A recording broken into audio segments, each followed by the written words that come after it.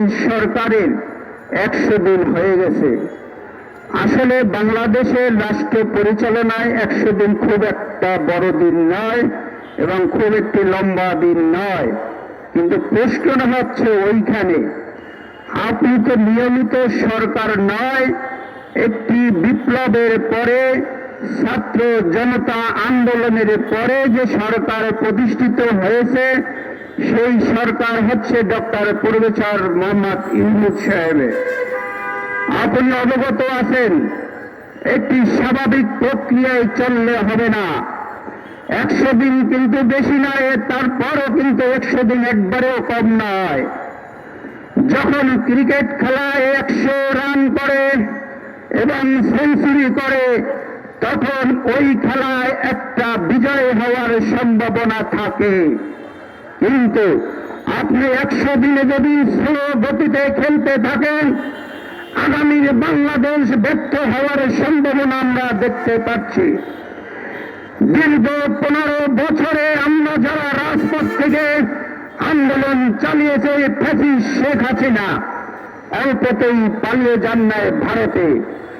ছাত্র জনতা যখন আবুল সাহেব সেই রংপুরে বিশ্ববিদ্যালয়ের সামনে তরচাত্তা যায় একটি প্রাণ, যার স্বপ্ন ছিল বাংলাদেশকে চাকরি করে মানব সেবা করবে, যার পরিবারকে আর্থিকভাবে পরিচালনা করে দেশ রক্ষা করবে, কিন্তু ওই ফ্যাসিস্ট শেখ হাসিনার যত ধরনের স্বৈরাচার বাংলাদেশে দক্ষিণীকৃত করার, দুর্নীতি ডাকাতি করার বিরুদ্ধে যখন তরতাজাভাবে বুক পেতে দিয়েছিল, সেই বুকের মাঝে রাষ্ট্র পরিচালনার যারা রাষ্ট্রকে রক্ষা করবে সেই রাষ্ট্রের অস্ত্র দিয়ে ওই আবুল সাহেবকে গুলি করে হত্যা করা হয়েছিল। সেই হত্যা ছিল মানবতার বিরুদ্ধে হত্যা, সেই হত্যা ছিল। ইতিমধ্যেই আমাদের প্রধান অতিথি বাংলাদেশের শেষ প্রিয় বন্ধুরা বক্তব্য আমার বীর মুক্তিযোদ্ধা সালাম ভাই দেন। আপনারা জানেন আগামীতে যদি একটি বাংলাদেশ করতে হয়, যে বাংলাদেশের স্বপ্ন দেখেছিল শহীদ প্রেসিডেন্ট জিয়াউর রহমান, আমরা গত বুধবারে বাংলাদেশ সংস্কার বাংলাদেশ মেরামতের জন্য যে 31 দফা ভারপ্রাপ্ত চেয়ারম্যান উপস্থাপন করেছেন সেখানে যথার্থই বলেছেন বাংলাদেশ কিভাবে মেরামত হবে।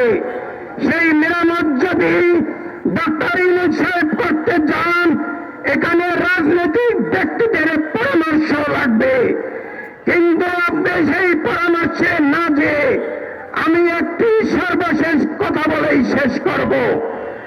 বাংলাদেশের উপরে যে সকলের ছায়া দেখতে পাচ্ছি, সেই ভারত করতার্য তৈরি, এখানে করতার্য এবং ফ্যাসিস্ট শেখ হাসিনা যে প্রেসক্রিপশন দিয়ে দেশ চালিয়েছে সেটি একটি সরাসরি চ্যানেল ছিল, সাংস্কৃতিক চ্যানেল।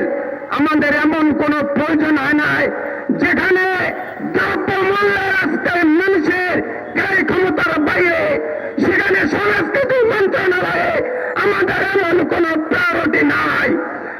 আজকে আমি বাজারে গিয়েছি, মানুষের দেখলে হাহাকার, সেখানে এই সংস্কৃতি মন্ত্রণালয়তে এই বাংলাদেশ আবার ভারত আবার বাংলাদেশের প্রদেশের একটা পায়তারা করছে।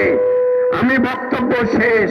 প্রিয় বন্ধুরা সাবধানে থাকবেন এবং ভারপ্রাপ্ত চেয়ারম্যান বাংলাদেশে না আসা পর্যন্ত আমাদেরকে পাহারা দিয়ে রাখতে হবে, যেন আওয়ামী লীগের গুন্ডারা, আওয়ামী লীগের বদমাশরা যেন কোথাও ষড়যন্ত্র করে আবার বাংলাদেশ একটি কার্যকর করতে না পারে। সেজন্য আপনাদেরকে ধন্যবাদ জানিয়ে, বাংলাদেশকে রক্ষার আহ্বান জানিয়ে, প্রয়োজন হলে রাজপথে থাকার প্রয়োজন হলে আবার ডাক ধরে রাজপথে থাকবো। সবাইকে ধন্যবাদ জানিয়ে আমি আমার